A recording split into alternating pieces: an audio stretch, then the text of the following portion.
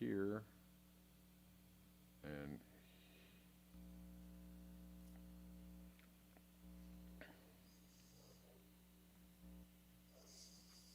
all right, guys, welcome back to Black Bear News, where everything is connected. So we're doing a take 2 of a conversation with Jim Massa, and I believe we have the audio problems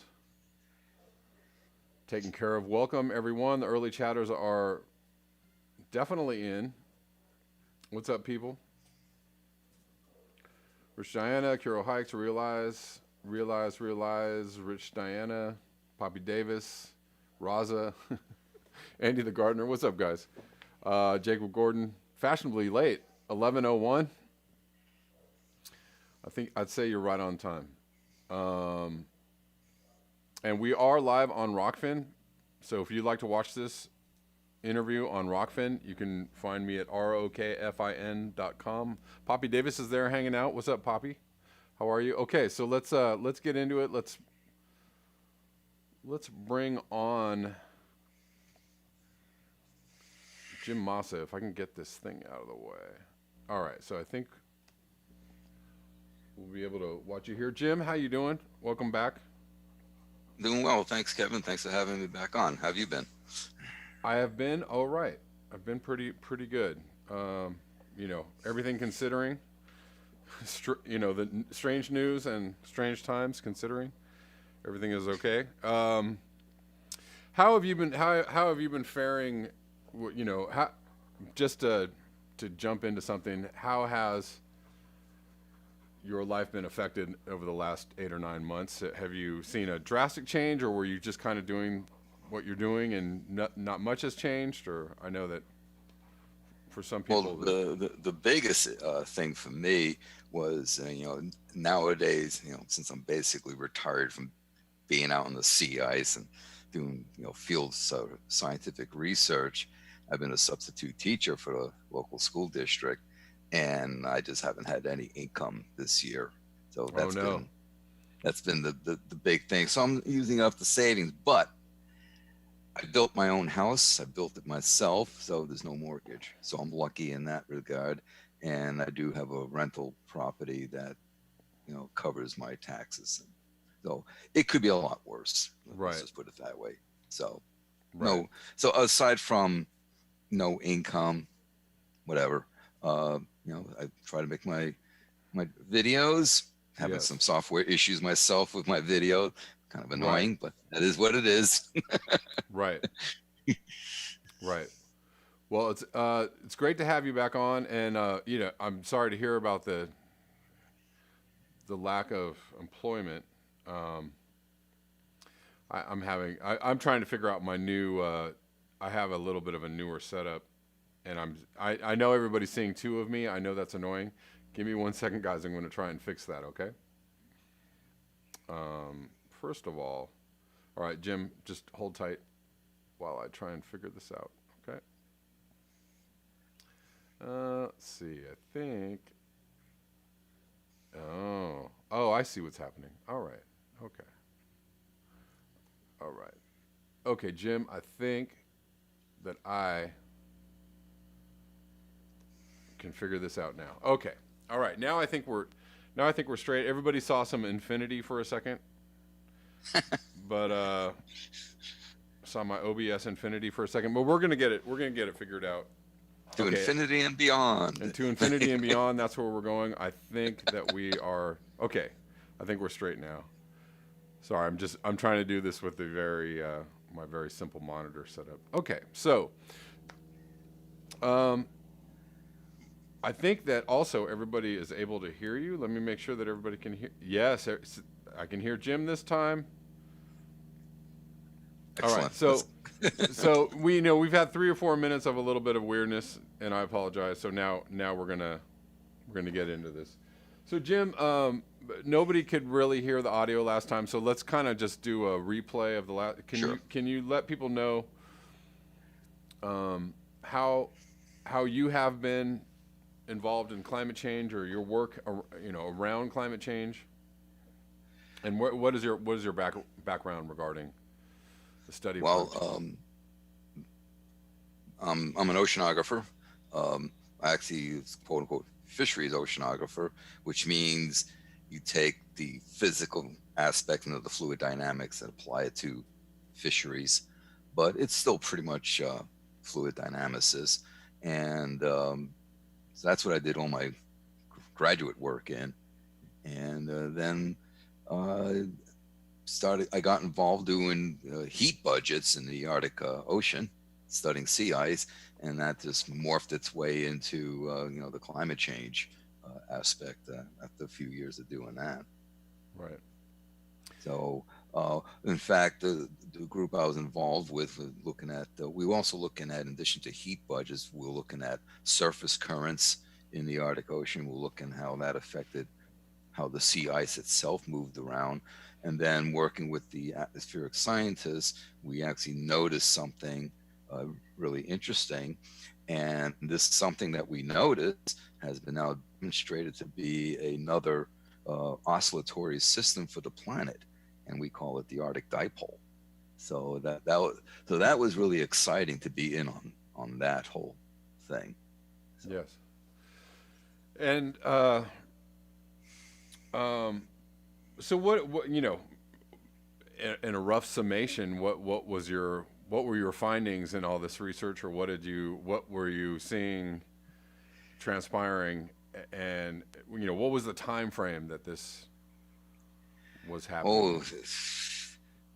probably over 20, 30 years or so, Yeah. a bit of a time of it. Um, I can give you the summation of what was happening with the sea ice, and we now have basically 40 years of satellite data to help us with this. But the summation is that the sea ice is melting earlier in the year. It's freezing later in the year. It's not as thick. We're losing multi-year ice. The extent is rapidly dwindling. So we're seeing all these things, and that in turn affects the heat budget, and it affects the productivity itself of the Arctic Ocean, something that we were actually measuring directly, because you have two types of productivity in the Arctic Ocean. You have what's called ice edge productivity, which is as the ice melts, you have this now fresh water lens that's put on the surface. And that gives a little bit of a stratification, a little stability in the very upper layers of the water. And there are some phytoplanktons that like that situation, and they do their thing. Then as the ice melts back, the sun gets higher in the sky so that the angle is greater. That then activates the more marine type phytoplankton to then do their thing of primary productivity. But we're losing the ice edge, we're losing the sea ice, so we're not getting the ice edge productivity, and the sun is still not high enough to activate the other phytoplankton of the more marine realm. So the net result is that overall primary productivity, which then leads to secondary and tertiary productivity, is decreasing in the Arctic Ocean. That's very alarming. And of course, there's I wasn't involved with this directly, but there is the aspect of riverine input, that the river's waters themselves feeding into the Arctic are warm, so they're also melting the ice from below in addition to above, melting. And don't forget, you have all the heat energy input from the summer months. Water has a high specific heat capacity. It absorbs the heat, it retains the heat longer, so it has to cool down further. And then, of course, seawater freezes at a lower temperature because a thing called freezing point depression, thanks to all the solutes in there. Add in the riverine heat input, and that further exacerbates the situation with the sea ice disappearing. Yeah. So I was just looking at an article about phytoplankton being greatly reduced. The percentage of phytoplankton in the ocean, not specifically the Arctic, but being something like 40% or 50% reduced. And what? So can you tell us what is that? What kind of effect does that have on the marine ecosystem? Well, first of all, it will, and I've got some videos coming down the pipe on this where I talk about a stable ocean is a really bad thing for the planet, Hmm. because to have productivity in any water system, and I've done deep dive videos on that as well. Overturn mixing stratification is one of them.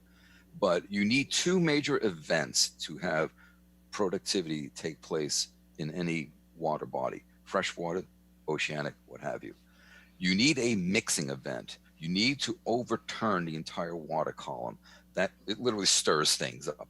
You take whatever nutrients might have, sunk out of the what's called the photic zone, and you reintroduce it back up into the upper layers. The photic zone is the how far sunlight energy reaches into the water column. So after you have the mixing event, you need to have stratification, which will then lock the nutrients into the upper layers along with the phytoplankton. Now, you may still, through wind forcing, whatever, you may still have mixing within the photic zone. That's fine. Everything is still within the photic zone. But by locking in the nutrients and the phytoplankton within the photic zone, they can do their thing, the primary productivity, which then leads to the secondary productivity and so forth. As we keep warming up the upper layers of the ocean, we're starting to lead to stabilization of the ocean. We're starting to not get that mixing that's required later on. But also, when you have the vertical currents called thermohaline currents, that's a way to sequester carbon dioxide, or just carbon itself, as well as heat out of the upper layers down to depth.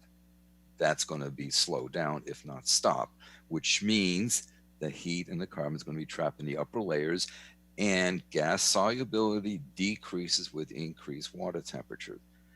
If the heat stays in the upper layers and you keep warming the upper ocean layers, as we are doing, Right. eventually the carbon that is dissolved in the ocean is going to outgas back into the atmosphere, further leading to to higher CO2 levels. Here's the other thing that's alarming about the phytoplankton numbers decreasing. Phytoplankton supply 55 to 80% of the atmospheric oxygen. Just think about That's that. big. That is big. That's major. Yeah. So if the phytoplanktons die, so do air-breathing terrestrial organisms. Right. Right. And so is there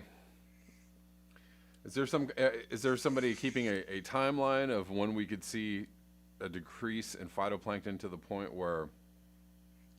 Well, they've already measured a decrease in atmospheric oxygen, Okay. believe it or not. That's already been measured. So it's happening. As far as precise, statistical comparison of the numbers and so forth, I haven't come across those studies yet. I keep looking for them, but let's put it this way: they're doing the surveys. They just now want to do the survey of what's there and get an idea of the population density. Then they can do it before or after, then start doing the statistical analysis. So this is work that's kind of just getting underway. I see. And does anybody have an idea about when this could start to impact, have a direct impact on, on life, life on land? Well, it's one thing to make projections when you have data. Like say, oh, we have the CO2 levels, we can Right. then project what's going to. We don't have enough information to make any such. And scientists, we kind of try to avoid saying prediction. We prefer Right. to say projections, because Sure. projections means it's based on data. And right now we just don't have the data to make such a projection. Got it. Well, and I didn't mean to dodge it, but that's just how we do it. no. I mean that I understand that completely, and because projections can get tricky, right? So models, Gosh, yes. models and projections, and where it looks like it's going, where we think it's going, where it actually ends up. And I mean, you take, for example, you look at the models that are projecting CO2 levels by 2100, and you're seeing 3, 4, 9, 7, 11C. sure. And the reason for that is water vapor. That is Mm, the hardest thing to put in these climate models, is the effects of water vapor. Because, if you have a cloud cover, okay, the bottom of clouds traps heat. The right. top of the clouds reflects heat. Right. How do you model that? Right. What are the equation? What are the interaction? That is the trickiest part of these climate models, is getting the water vapor parameter just right. I see. And do you? Um, so I recall hearing, and I believe it's correct, that the IPCC left out methane in some of their models, right? That they were using Oh, to project where we were going to go, which I think is rather ridiculous. Did they also leave out water vapor, or did they just, skirt that issue entirely?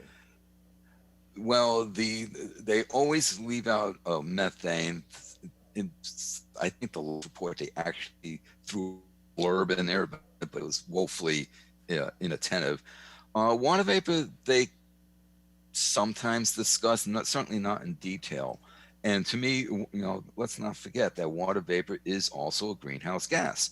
I mean, when you burn your when you burn your gasoline or your diesel, right? It's not just CO2 that's coming out the tailpipe. It's water vapor. Just take a look at what drips off the edge of the tailpipe. That's Right. that's water, because it's basic chemistry. You have an alkane, you combust it with oxygen, and the product of CO2 and water. Hmm. Then you just balance the equation for the reactants and products. But it's not just CO2 that when you burn, that results from burning the alkanes. And the same is happening with airplanes and all types of combustion And oh engines, yeah, right?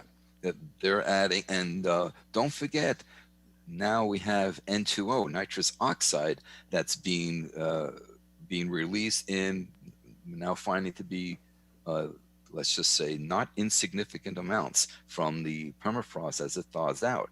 So the permafrost thawing out is not only releasing some CO2 and methane, but also N2O, which is another greenhouse gas. Right. So we have that added uh, chemical parameter to include in our models. Right. And I was just reading yesterday. So methane is 30 times more powerful greenhouse gas than CO2, and N2O is 300 times more powerful greenhouse gas than CO2, right? So, has a warming effect 300 times. So, Right. But the thing is, methane doesn't persist as long in the atmosphere as CO2. But the problem is, if the permafrost keeps thawing, well, you know what? It keeps resupplying the methane. right, right, So it's going to be building up. And you've discussed, Sandy's discussed, I've discussed, Jennifer's discussed the issue with the East Siberian Arctic Shelf, the methane coming off of that, the work of Igor Smelatov and Natalia Shakova, two people I've worked with, very, very good scientists, very nice people. And, they're basically saying that there's a methane time bomb happening. And it's not just the ESAS, it's the entire Arctic landform and what's in the Arctic Ocean itself, whether it's the clathrates, the hydrates, it's in the permafrost. I mean, heck, you've got parts of Siberia exploding because the methane gas on the ground is building up. right, right. The pingos, or whatever I think they're called, or Yes, they're called pingos. Yeah. yeah, yeah, and that's fairly, uh, you know, well, it's scary, right, to see those huge craters blown out of the ground, right, and to And see they're big. they're big, powerful forces going on, changing the landscape, and so I mean, and we had studies, I guess, just from this year, right? There were a few expeditions, I suppose, in the Arctic that went up and um, evaluated the methane coming out of that shelf, of the East Siberian shelf, Yeah, and it's an expedition led by Igor. They're doing a whole bunch of transects from East Siberian to the Laptev and to the even to the Kara Sea and back. They're sort of doing, a whole bunch of transects, collecting a whole bunch of data. Obviously, they need to measure the levels of methane that they captured, do the analyses, etc. But yeah, they've been doing that. But you have to keep in mind, and this is not a critique, this is just a reality. The ocean is a big place. It's Yeah. extremely difficult to sample thoroughly. Right. I mean, you take a transect, you're just getting a little snapshot in time of that one location. I mean, you could be collecting a sample right off your, say, your starboard side on the vessel, and 200 meters away, or even 100 meters away on either side of the vessel, something completely else is going on. It's just very, very difficult to really sample it well, but we try our best. I mean, Sure. I've had to face that issue. We all have to face that issue. Right. And well, and I believe, the upshot of that expedition was that there's much more methane seeping out than before, and it seems to be increasing. Right? Yes, that's kind of the point I was going to lead to, is that, because there's been people saying, "Oh, Igor and Natalia are wrong; they're overestimating, etc., etc." There's a lot we're missing. Sure. So, if anything, the estimates are underestimations. I saw a recent paper where they actually tried to get a handle of how much methane is buried in the ground, because right now we really don't know how much is there, nor the rate of release. And I remember talking with Igor and Natalia about this, and they basically said that's what worries them, is how much is actually in the ground and what rate will it be released. That's what kept them up at night. And the estimate I saw was something like, this is just crude, so don't take this to the bank or anything, about 1,400 gigatons of methane is in the ground, which is about 4 times the amount of carbon we have already burned since the start of the Industrial Revolution. Yeah. So that's kind of like Yeah. oh crap moment. Yes, absolutely. And I mean, we're already at, I think, 2.5 times the methane levels that we were at, pre-industrial or whatever baseline you want to. The original baseline was something in the 700s parts per billion of methane, and we're now Like at that, something yeah. like 1900 or close to 1900. And of Yeah, course, and it's parts per billion. That's right. Yeah. yeah. So that's, I think that's got to be some cause for alarm, right? Because, we're only we're up by half, or is that 50% or 100%? Am I wrong in my math? We're up by half in CO2, right? So we've gone from 280 to 420, basically, almost 420. Yeah. But we're 2.5 times in methane. That's Yeah, that's got to be concerning. It's extremely concerning, and let's not forget, Igor and Natalia have been doing this work now for decades. And I mean, we used to work side by side. I'd be doing the sea ice stuff, and they're out there, on a vessel, kilometer away or so, doing their, collecting their methane stuff. Right. So you get different disciplines, different areas of research, and you cobble it all together. So if there's anything that's been good about the developments in research in the last couple of decades, is the more collaborative approach that, it used to be, you go back in the 70s, whatever, oceanographers did their thing, atmospheric scientists did their thing. Now we work together. Yeah. We work together with the sea ice folks, with the methane folks, with oceanographers, et cetera, et cetera. We're now putting everything together as it should be, because the Earth system is a complex integrated system. Yes. Right, and as it should be, right? That you should be, having these different areas of study. And that's how we found the Arctic dipole. Right. Yeah.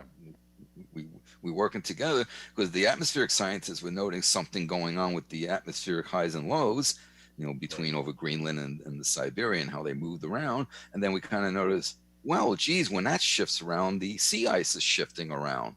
So in one situation, the atmospheric flow will keep the sea ice within the Arctic basin, and when it toggles over to the other situation, it throws the sea ice out through the Fram Strait.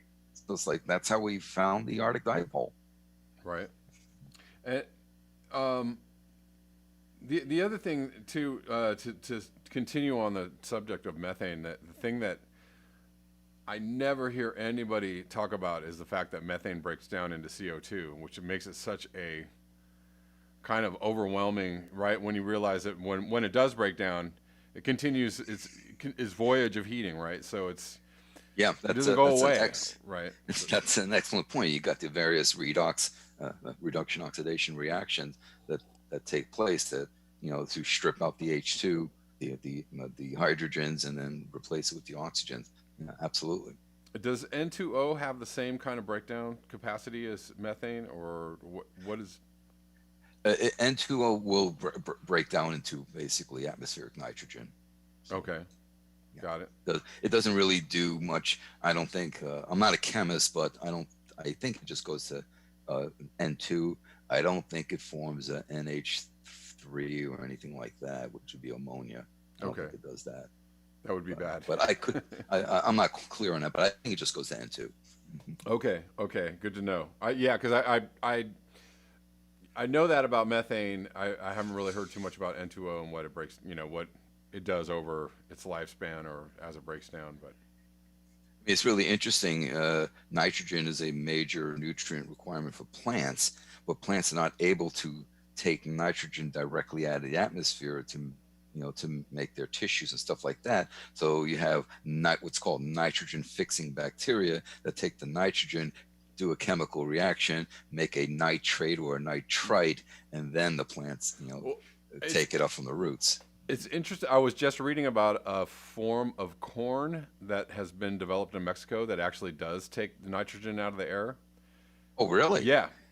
That's wild. It's called Sierra Mixe or something like that. But it's like the corn is covered in mucus, and so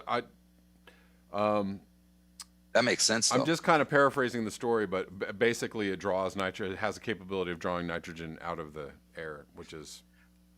I would hypothesize that the nitrogen must somehow be able to interact with the mucus and then get dissolved in solution, which then becomes available. I think that's what's happening, but it's very alien looking. It doesn't look like, it's very bizarre, but also very interesting, right? They're calling it possibly the future of food or where agriculture may go. Obviously we're going to have some kind of different strains of corn or grain or whatever it is that we're growing that's going to be able to, It's really interesting because most of our plants that we consume are what we call a C3 plant. Now, I'm not going to get into the biochemistry, but it has to do with the intermediary chemical compounds that are formed on the way to making glucose. And the C3 plant is a chemical that has 3 carbons in it. And C3 plants prefer temperatures less than 85 degrees Fahrenheit. Okay. And they also prefer things to be they prefer moisture conditions. So when people say, well, warming planet means more plant growth, no, it doesn't, because plants, like every organism, have preferred temperature ranges.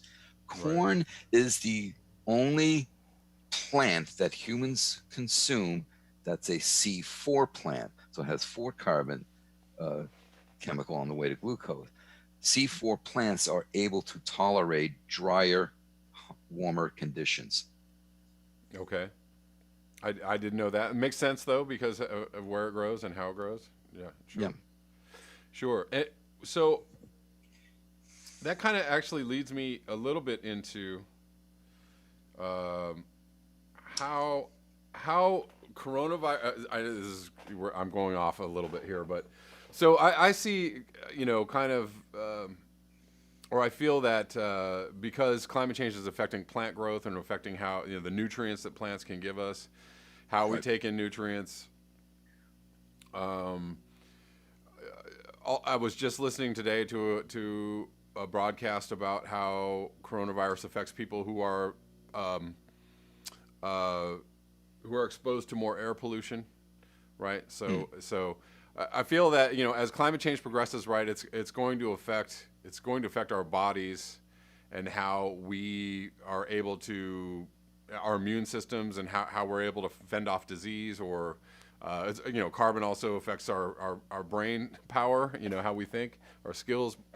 It's affecting my speaking skills right now, but yes. So our bodies are going to change, right? With climate change, where it's going to affect our bodies, and also we're going to be. It's also going to change the climate and our environment, right? And it's going to release. We're going to have pathogens. We're going to have a different environment that we're negotiating or navigating in. So how do you see, how do you see that progressing in the future, or what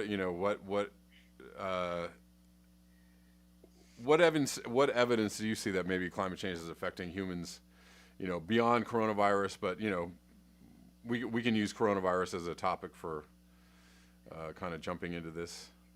Well, the way I see it is, a warmer world will facilitate the spread of disease organisms, organisms that cause diseases. A concern I have, which I rarely see discussed, is as the permafrost thaws in the Arctic, we don't know what pathogens have been frozen away and just waiting to be released, frozen away for 30, 40,000 years. We have no introduction to them. We have no immunity against them. They get released, it's just going to ravage through humanity. Let's be, I don't mean to be scaremongering, but that is a very actual real possibility. So I have grave concerns about that. We're already seeing climate change going on. You got the fires, on the West Coast, Siberia, Australia earlier this year, Africa, South America, every major continent except Antarctica had a major fire within the last year or two. You have the permafrost drying out and thawing out. You've got, you got the floods. You've got, hurricanes one after the other, bang, bang, bang into the Gulf, and, going from a Cat 1 to a Cat 5 in hours. I mean, it's just crazy stuff. And then you have the drought, and you have, as you mentioned earlier, you've got the reduced crop yield, but what crops are produced, the nutritional value has decreased. It's less of it. And there's studies that have demonstrated that. And there's now a new issue, and that's the nanoplastic that's in our food, which causes disruptions to the endocrine system, messes up your thyroid. And if a person happens to have the right genetic makeup, that will make them obese. An example, whoever heard of a fat vegetarian? But that's me. I think it happens more than we think, right? I've been vegetarian for years, and I've had periods of rapid weight loss and rapid weight gain for whatever reason. So I don't know. And I think it does definitely have to do with food, right? So what you're taking in. Going back to the thing, it's just like, the COVID, yes, the COVID is spread through the air. So people mistakenly think it's a respiratory disease. It actually affects the cardiovascular system. It causes basically edema by compromising the walls of the blood vessels, whether it be arteries, veins, or capillaries. So if it's compromising the walls of the capillaries, you're going to get leakage, fluid leakage, and the lungs with the alveoli beds, along with the wrapped in capillary beds, that's a prime place for leakage. So people say, oh, it's pneumonia. It's the blood vessels leaking fluid into your air spaces. That's what causes a lot of mortality. That is frightening. It's extremely frightening. Yeah. But yeah, COVID is more of it's a cardiovascular disease affecting the blood vessels more so. Yeah. But it's so we don't know. We just don't know what the long-term health effect. Someone who gets COVID and survived, what's it going to do to, say, their cognition in 20, 30 years down the line? Or it does damage to their kidneys, it does damage to their liver, etc. Yeah. I mean, and there's a lot of evidence already that's pointing to the fact that some people are having long-term Yeah. fallout from having coronavirus. Others not so much. Do you think that coronavirus is climate change caused or related? I consider it more caused by human degradation of the environment. We keep cutting down areas, forests and stuff like that. So we've increased our exposure to organisms that are vectors for, for other disease pathogens. And so basically that's how we got exposed to. We do environmental destruction. Right. That's how I see it. Sure. Yeah. Yeah. I mean, I think it just wherever it came from, I feel like our assault on the planet has to be to blame somewhere in the line, right? We've just done our very, very best to destroy our habitat, right? And that's just gotta, eventually that's going to cause some problems, some problems for humanity, right? When you We're seeing the problems already. I mean, I agree with you that humans messing with the planet is the reason for COVID. I would place, if I was to put probability values around it, I would say the majority of the probability values would be more to environmental destruction than perhaps other factors. But sure, yeah, we're just we're just doing this to ourselves. And there's some scientists out there saying that, well, we can start drawing down the carbon if we got to zero emissions. As nice as that sounds, that's not realistic, because we did an experiment earlier this year, right? We had a shutdown, planes weren't flying, right? We actually saw a reduction in the CO2 levels. Sure. They still continue to go up there, and guess what? Temperatures still continue to increase because of what I keep referring to as the thermal inertia in the system. Sure. Along with all the positive feedback loops we've just kicked into high gear at this point. Right. Well, and something I wanted to talk about earlier, but I guess is somewhat in line with that, is that we have a certain CO2 level in the air, but we have a CO2 equivalent. When you add the methane and the CO2 together and the N2O together, then you have an equivalent that is quite high, right? So if that CO2 equivalent, so if we measured all those things together, CO2 would actually be much, much higher, and that would result in basically a much higher temperature eventually when we catch up. That's right. And I think the latest values I saw in some of the studies was like 560 CO2 equivalent, something like that. And when you think, let's use as an example, we have a saying in science that if you want to have an idea what's going to happen in the future, just look at the past. And when we look at the past, let's look at the PETM, Paleocene Eocene thermal maximum. What was the situation? That was a hothouse Earth. That was the hottest planet has ever been. And temperatures at that time were 16 degrees Celsius above pre-industrial revolution values. CO2 levels, not equivalent, just CO2 levels themselves were like 900 to 1100. Right. We are on track right now, and I've looked at some modeling papers, and these authors did this study. They did some modeling based on the past and the data and the projection, and they're saying by 2100 we will be to 7 to 9 C above pre-industrial revolution levels, with CO2 levels approaching 700 or so. Yeah. That's halfway to hothouse Earth. Yeah. That's just in 80 years. Right. And so quickly that humans will, likely not adapt as well as, all the other animals on Earth, right? All other life on Earth is going to have a hard time adapting that quickly.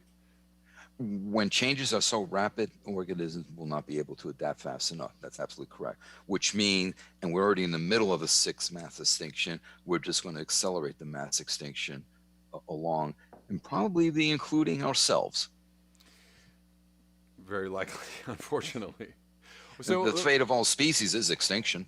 We're no exception. right, sure, sure. We're just gonna do it a lot more quickly than we thought, So, Right?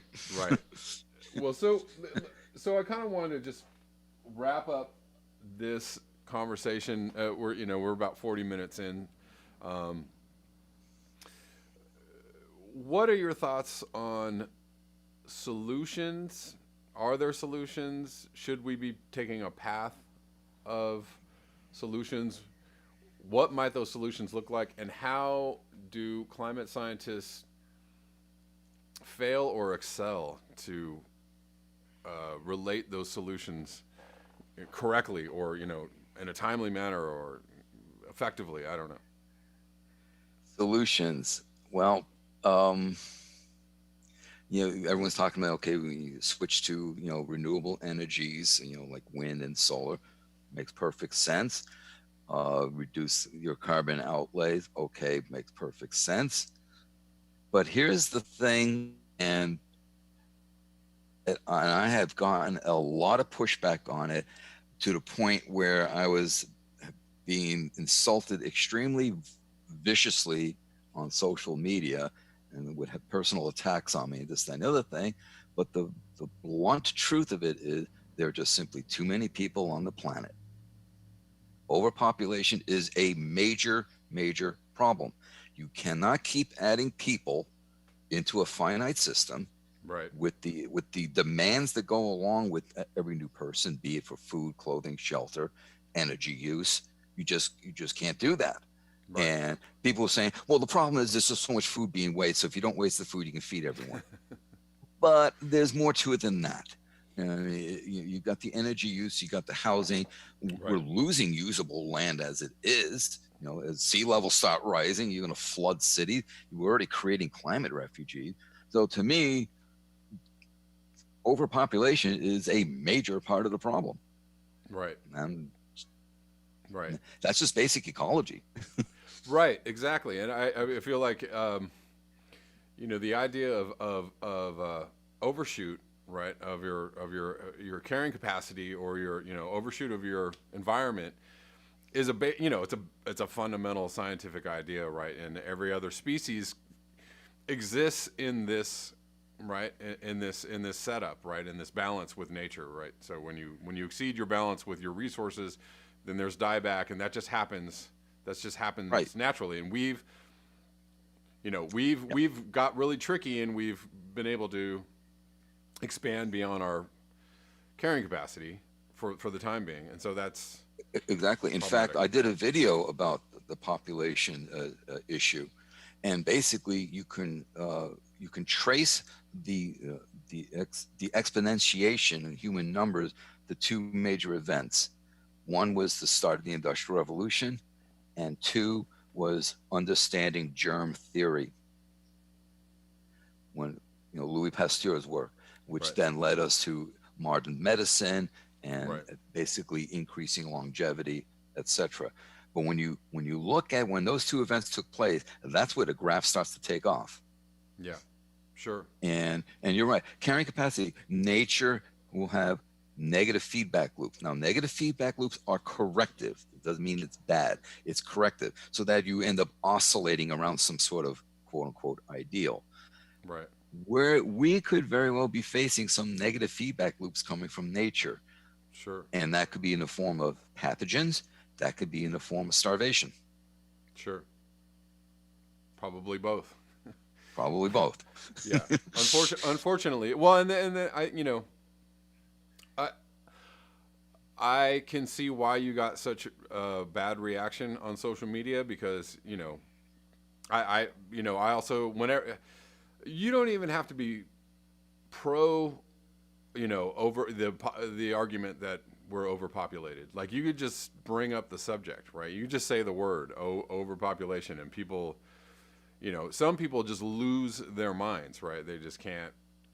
Yeah. They are just, and it's, it's unfortunate that we can't discuss this idea as as an idea in a scientific fashion, right? Like, here's the cause and effect, or here are the parameters of, how life on Earth exists and certain, whatever. But you know what I'm saying? And so people turn it into kind of a social emotional construct, right? Where it's like, the overpopulation is threatening to me or certain people, or, it's tied to the word eugenesis or eugenicism or eugenics, whatever. But we practice eugenics and so many things that we do, it's kind of a silly thing to say that.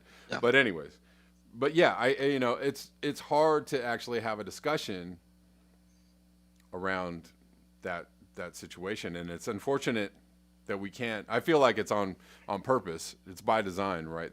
Because, Tied into capitalism. yeah, you make it a taboo subject, and then you never really have to address it. I did my bit. I have no kids. There you go. Well, I have children, but I had children before I understood the nature of the problem. If I can, that's my out. But And even the animals that I had, they're all spayed and neutered. oh, that's good. So, That's good. Well, but I think that I think that people. The thing is that I think you can have a discussion around it without it being pushed into the realm of like extremism, right? Extremely one way or the other. I think you could have a logic, say like, look, if we can logically understand the idea of not having less children, to lessen our impact on the planet, right? And yeah. And maybe separate it from the ideas that we deem as bad, right? With China had a one-child policy at one time, and there are differing ideas around it, right? So it led to some bad consequences as far as culturally, Right. male children were preferable, so that made all these really terrible situations happen. But I was just reading an article about the fact that had China not done that, their one-child policy, we would we'd be much further along the overpopulation road than we are now, right? So there would most likely be another billion people on the planet, That's a good point. Yeah. at least. So but they had to kind of get rid of that policy because they entered into the world of capitalism, right? They embraced growth as an idea, or growth as a concept, or as a monetary system. So Yeah. and Yeah. I think yeah. It's almost like a possible solution is to get rid of capitalism. Of course, that will go over like a lead balloon. Right. Right. Right. If you Yeah, embrace say the that idea you're that stinking socialists. right, if you embrace the idea that growth isn't a good thing, or maybe not preferable or desirable, then you can kind of entertain other ideas, right? But Right. but I think that's the point of this discussion, and all the discussions around this, I think, is to move the needle, or move the window, or the spectrum of thought a little bit, and or push back against these ideas that you can't have discussions around this. I mean, climate change itself, when you're talking about abrupt climate change, I feel is that's a difficult subject in and of itself, right? So Well, I think at this point now, given what we have seen in just even say the last decade or the last year or two, what we've seen, what we're doing to the environment is coming home to roost. I think we should actually be using the term climate crisis at this point, because Sure. in my view, that is what it is. It has become a crisis, not just for the longevity of human civilization, but just for the current collection of flora and fauna on the planet. I mean, it's that threatening. And we're looking at the oceans. I'm going to be blunt right here. The oceans are dying. They are. You mentioned earlier the phytoplankton numbers reducing. That's correct. And with the reduction of phytoplankton numbers comes a reduction in in O2 that they produce to put into the atmosphere. Right. But but then how many people depend on resources from this ocean for their food? So if you shut down primary productivity, you're not going to have fish. Right. People are going to starve.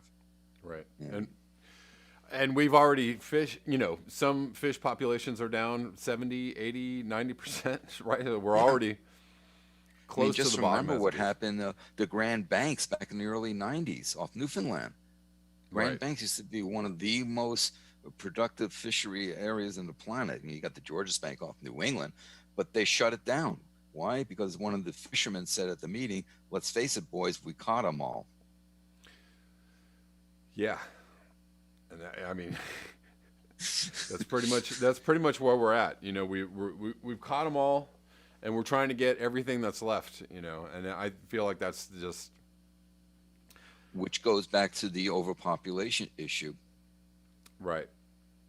We are using too many resources, and again, I'll refer to a graph that I show all the time, uh, which is that if everyone lived as we live in the U.S., we'd need 5 Earths, Yeah, worth of resources a year right. to survive, and that and almost every other country on the planet, uses more Earths worth of resources than we have. So then we have Earths, of course. So that puts us into a lot of people will put it on consumption. Oh, it's consumption, right? But I mean, if everybody took down their consumption to a level where we weren't over using our resources, we would be. I mean, it would be a very drastic way of life, right? We would all, living with almost nothing, very, very little energy use, and very, uh, we'd be living at a much different lifestyle than we are accustomed to, or we think is possible even. Well, Um, it's like, oh, I have to have the latest iPhone, or I have to have the latest Galaxy, whatever the hell. right. And it's that kind of mindset that I think needs to be changed, Sure.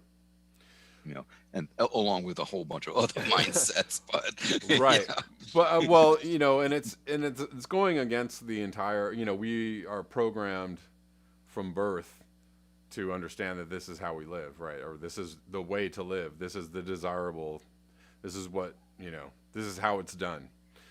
So um, you really have to very quickly try to convince a whole lot of people that how it's done is completely wrong. So. Uh, yeah. but if we're gonna have any kind of chance at all, I mean, that's pretty much the only thing that has to be done, right? Well, I'm not necessarily an optimist. Well, actually, I'm not an optimist at all, but I'm kind of a pessimist by nature. I call it being a Sure. realist. Right. I I think that it might be. It's probably already too late. I Yeah. think looking at climate tipping point, looking at what's going on with human population, stuff like that, resource availability. I Yeah. think it's too late. I mean, I'm an old fart, so I don't know how much longer I've got left on this planet, but I feel bad for the young folks. Yeah. I just Um, do. yeah, and I think maybe that's what gives me my hopeful or optimistic, or I'm not optimistic at all, actually, honestly. I just have definite ideas about if there was a way forward, like you know, uh, if there was a way out of this mess, it would be, it would look like this, or it would, require some drastic changing on a massive level that I don't know that we're capable of undertaking. So, I that pretty much leaves me at well, a pretty pessimistic place. So yeah, there's certainly people a hell of a lot smarter than I am that can probably might come up with a solution. But here's the problem. One of the problems is that, you know, people say, well, what are you scientists doing about it? Well, we're doing the research, we're presenting the information, and we're telling you what the implications of the research are. We right, are also making policy recommendations, but we don't get to enact the policy. It's up to the politicians, and the great majority of them basically walking around with their thumbs up their backsides. right. Yeah, I don't. Short of a massive, not we'd have to have an awakening coupled with a revolution, right? You'd Yeah. have to. Roger Hallam actually has it right. You have to remove the people in power before you can even get close to making a change. So Mm. relying on those folks to do the right thing is not the game to play. So you're gonna have to get rid of the people in power. At the same time that you're awakening masses of people to the reality of what's coming very quickly. And so yeah, the prognosis is not good. And it will take something short of a miracle, if not alien intervention, to get us somewhere, yeah, that we want to be. But Aliens will swoop down and say, "You guys are a bad experiment." yeah, yeah. Uh, Apparently, there's a galactic federation out there, according to an Israeli defense minister, ex-Israeli defense minister, and Okay. yeah, okay, exactly, okay, right. Oh, apparently they're out there, but they don't want to contact us because we're too dumb. So that takes You wear that the X's tinfoil out hat, alien right? intervention, right? They're like, you guys are not worth saving, so too bad. Anyways, Jim, it's been a great He's conversation. probably wearing a tinfoil hat. Oh yeah, exactly, exactly. Well, Jim, I probably should wrap this up. We've gone almost an hour, and I've got to get a couple other things done today, and I'm sure you do too. But I want to thank you for your time, and thanks for joining us again.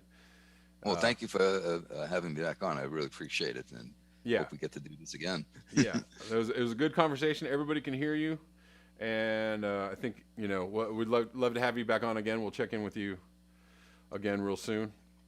Cool. And I'll Appreciate probably it. Yeah, I'm probably definitely do cross that. paths on Twitter as well. So all right. Well, I'll set them off. But Yeah, exactly, exactly. Running afoul of the normies. All right, running afoul of illogical people. exactly, exactly. All right, Jim. Well, thanks a lot. Thanks once again, and we'll talk to you real soon. And one more thing. Tell everybody where they can find you. I apologize. I have a YouTube channel called Science Talk with Jim Massa, and yeah, I've got a whole pile of vids there.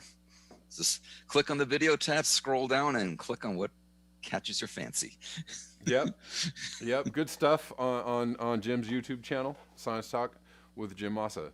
All right, Jim. Thanks a lot. Have a good one. We'll talk to you soon. Thanks, Kevin. All right. Happy holidays. Let's talk to you soon. Happy holidays. Peace. Okay. Cheers. Cheers. All right, guys. That was Jim Massa. Hope you all enjoyed that chat with Jim Massa. Just wanted to check out a little bit in the chats.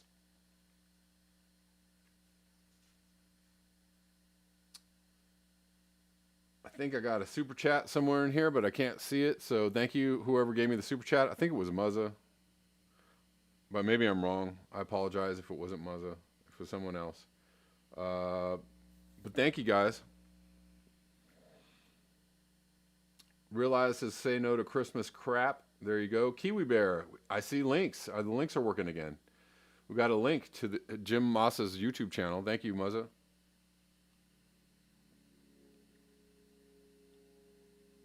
Thanks, guys.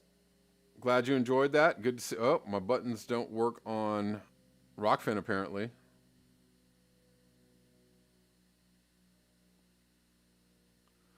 That's okay. Nope. Oh, anyways, none of my buttons are working on Rockfin. I'll just do that. But everybody on Rockfin, thank you so much for hanging out with me. Snake 1974, Poppy Davis, Kevin Shanholzer. Having a little bit of trouble on Rockfin. I apologize for that.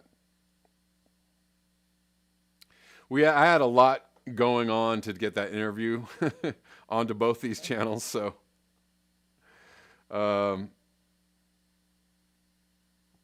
apologize for the technical difficulties on Rockfin, but I think YouTube is good. Oh, hi. YouTube kind of stopped showing the picture. Everything is everything. Everything is everything. Anyways, guys.